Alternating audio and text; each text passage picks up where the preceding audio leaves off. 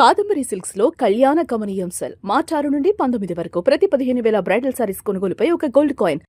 నమస్కారం అండి, సుమన్ టీవీకి స్వాగతం. నేను గీతాంజలి. ప్రస్తుతం మనతో పాటు ఉన్నారు ముక్కామల పీఠాధిపతులు శ్రీధర్ స్వామీజీ. వారితో మాట్లాడదాం. గురుగారు నమస్కారం అండి. శ్రీమాత్రే నమః. శ్రీమాత్రే నమః. ముందుగా మీకు పరాభవ నామ సంవత్సర ఉగాది శుభాకాంక్షలు. శుభాశిస్సులు. చాలా సంతోషం అండి, మీ ఆశీర్వాదాలు. చాలా సంతోషం. ఉగాది అనగానే మీకు ఖచ్చితంగా తెలుసు ప్రత్యేకంగా నేను ఏం అడగబోతున్నాను అనేది. పంచాంగ శ్రవణం ఎంతో ఆసక్తిగా వినేస్తాం. గ్రహస్థితులు ఇవి అన్ని పక్కన పెట్టేస్తే నా రాశి బాగుందా, ఈ సంవత్సరం నేను బాగుంటానా, ఒకవేళ ఉద్యోగం అయినా గృహం అయినా ఇలా అన్ని రకాలుగా అడిగేస్తూ ఉంటాం. అదే మళ్ళీ మీ ముందు ఉంచుతున్నాను, ప్రేక్షకులు కూడా ఎదురు చూస్తూ ఉన్నారు.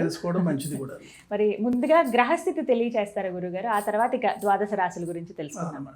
శని ప్రభావం ప్రధానంగా తీసుకుంటే మనకి శని మీన రాశిలో ఉన్నాడు. దీని వలన కుంభరాశి వారికి, మీనరాశి వారికి, మేషరాశి వారికి, ఈ 3 రాశుల వారికి కూడా ఏలినాటి శని ప్రభావం కనబడుతుంది. ఈ 3 రాశుల వారు కూడా ఇబ్బంది. ఇంటా బయట అపకీర్తి, నిందల పాలు కావడం, రావాల్సిన దగ్గర డబ్బు రాకపోవడం, ఇవ్వాల్సిన దగ్గర ఒత్తిళ్ళు, అకాల భోజనం, అకాల నిద్ర, అకారణ విరోధాలు, ఈ విధంగా ఉంటుంది. సింహరాశి వాళ్ళకి అష్టమ స్థానం అవుతుంది.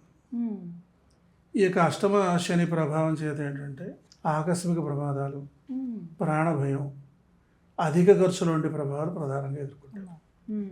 అలాగే ధనుసు రాశి వారికి అర్ధాష్టమ శని నడుస్తుంది. దీనివల్ల ఏంటి అపకీర్తి, ఆర్థిక సమస్యలు, అనారోగ్యం ఇత్యాదులన్నీ కూడా ఉంటాయి. ప్రధానంగా ఈ 5 రాశులు శని పీడ వలన అధికమైన ఇబ్బందులు పడాల్సిన పరిస్థితి ఉంటుంది. ఇక తర్వాత అదేవిధంగా గురు సంచారాన్ని బట్టి కూడా మనకి ప్రభావం ఉంటుంది.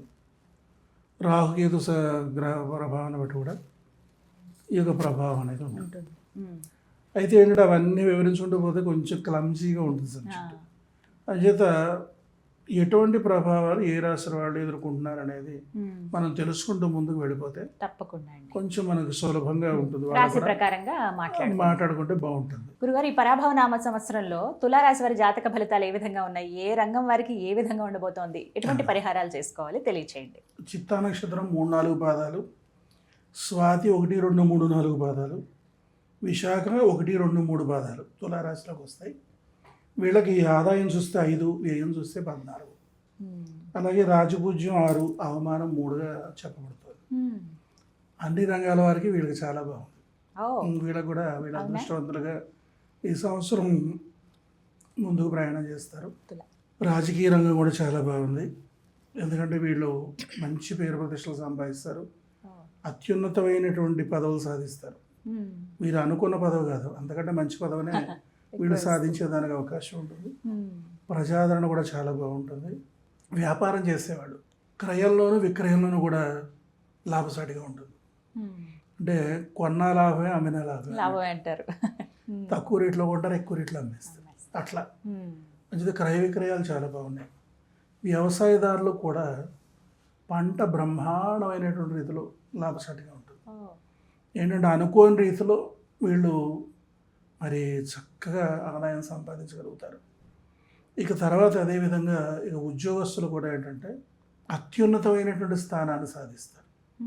వీళ్ళు ఊహించినటువంటి రీతిలో ఘన విజయాలు సాధిస్తారు. అందులో ఏంటంటే వీళ్ళు చాలా తెలివైనటువంటి వాళ్ళుగా ఉంటారన్నమాట. అంచేత వ్యాపారంలో కావచ్చు, ఉద్యోగంలో కావచ్చు మంచి రాణింపు అనేది ఉంటుంది.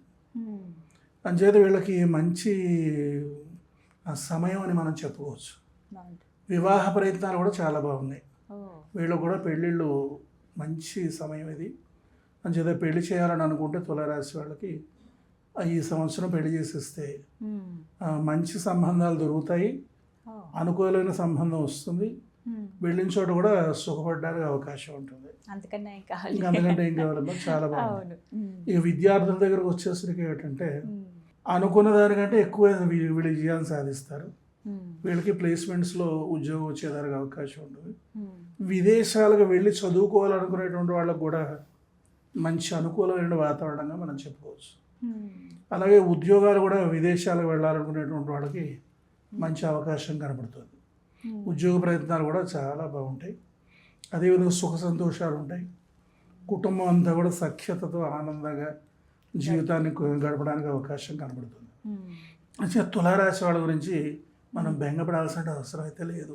మంచి మాట చెప్పారు గురుగారు. అవును, బాగుంది. మరి ఇంకా బాగుండాలి అని అంటే కనుక ఎటువంటి పరిహారాలు ఇక చేసుకోవాలి? ఏంటంటే చెప్పాలంటేనమ్మా చాలా బాగుంది అని మనం అనుకుంటాం చూసారా, వాళ్ళు ప్రధానంగా దృష్టిలో ఉంచుకోవాల్సింది ఏంటంటే రాహు కేతుకు సంబంధించినటువంటి ఈ ధూమావతి చిన్నమస్తా మంత్రాలు, వీళ్ళు త్రిపుర భైరవి మహామంత్రం నవగ్రహ నాయకి కదా, త్రిపుర భైరవి మహామంత్రం జపం చేసుకోవడం ద్వారా మంచి ఫలితాలు సాధించవచ్చు. ఎందుకంటే ఈ సంవత్సరం 2 సార్లు కాలసర్ప దోషం వస్తుంది.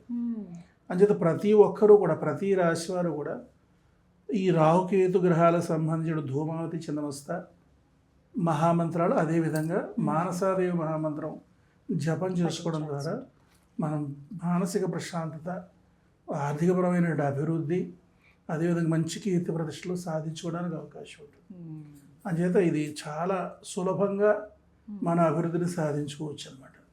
చాలా బాగుంటుంది. ఎందుకంటే నా అనుభవంలో నేను చూస్తానమ్మా, ఇక సూసైడ్ చేసుకుందామని వస్తారండి చాలామంది నా దగ్గర వచ్చారు. అసలు గురువుగారు నా పరిస్థితి అంత చాలా అధ్వానంగా ఉంది, నేను తట్టుకోలేకపోతున్నాను, మీ పర్మిషన్ తీసుకుని గోదావరిలో దూకేద్దామని వచ్చేసారని అంటారు. నాకు 41 రోజులు టైం ఏమంటారు, తర్వాత నేనే గెంటేస్తానంట. ఈ డైలాగ్ ఎప్పుడు రొటీన్ అనమాట. ఈ 41 రోజుల్లో నువ్వేం చేయాలో నేను చెప్తాను. మళ్ళీ 41 రోజుల తర్వాత మళ్ళీ 41 రోజు వచ్చి కనపడతారు. ఎరా గెంటేస్తాను కదా అంటే బాగున్నాను గురువుగారు అంటే. అణువణువు మహాక్షేత్రాలే. ఎంతోమంది లక్షలాదిగా పండితులు, లక్షలాదిగా స్వామీజీలు, పీఠాధిపతులు, మఠాధిపతులు, మాతృశ్రీలు, యతులు, సన్యాసులు, తాపసులు ఎంతోమంది ఉన్నారు. అయితే కష్ట నష్ట దుఃఖ దారిద్ర్యాలు అనుభవిస్తున్న సమయంలో కాపాడేటువంటి ఒక ఏకైక క్షేత్రం ముక్కామల తల్లి. ఎందుకంటే నేను మొత్తం భారతదేశం, నాది స్వక్షేత్రం ముక్కామల కాదు, మాది స్వగ్రామం మార్టేరు. బ్రహ్మ యజ్ఞం చేశాడు అక్కడ ముక్కామల క్షేత్రంలో. సరస్వతి సమేతంగా యజ్ఞం చేసిన బ్రహ్మగుండం. బ్రహ్మంతటి వాడు యజ్ఞం చేశాడు కదా, మనం కూడా చిన్న హోమం చేద్దామని వెళ్ళాను. మహాయాగం అయిపోయింది. ఆ క్షేత్రాన్ని వదిలిపెట్టి బుద్ధి కాలేదు నాకు. గ్రామస్తులు నన్ను వదిలిపెట్టలేకపోయారు. నాకు ఒక వరం ఉంది, వరుణదేవుడు నాకు ఫ్రెండ్. నేను ఇప్పటికీ కొన్ని వేల మహాయాగాలు చేశాను. ఏ మహాయాగము ప్రకృతి వైపరీత్యాల కారణంగా ఆగిపోలేదు. ఏ నిర్మాణము కూడా కనీసం ఒక గిన్నెడు సిమెంట్ కూడా వేస్ట్ అవ్వలేదు నిర్మాణ విషయంలో. అంత సపోర్ట్ చేస్తున్నాను వరుణదేవుడు. ఏమంటే ఆ సమయంలో 4 తుఫాన్లు పట్టాయి, చుట్టూ వర్షం పడుతోంది. నేను యాగం చేసే దగ్గర వర్షం పట్టలేదు. పెద్ద తుఫాను పట్టింది. గురువుగారు యాగం భగ్నం అయిపోయేదానికి అవకాశం కనబడుతుందంటే నాకు అక్కడ బస్ చేయడానికి తడియాల సాయిరామారావు గారిని వాళ్ళ ఇంట్లో నాకు బస్ చేయడానికి అవకాశం ఇచ్చారు. నేను గబగబా మేడకి జపం చేసుకుని, స్వామి ఇంత యాగం చేస్తున్నాం, పాడు చేయకు స్వామి, బ్రహ్మగుండంలో యాగం కదా అనుగ్రహించని చెప్పి దండం పెట్టుకుని లేచి చూస్తే ఆ క్షేత్రం నుంచి నక్షత్ర కాంతి పుంజాలు పై కనబడుతుంది వస్తుంది క్షేత్రం నుంచి.